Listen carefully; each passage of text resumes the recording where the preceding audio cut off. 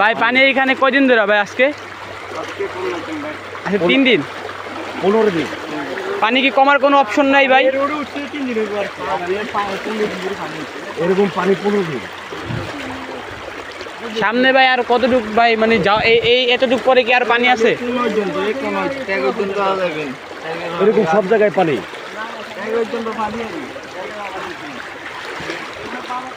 তাই তো জনজীবন পুরো কষ্টে আছে নাকি ভাই?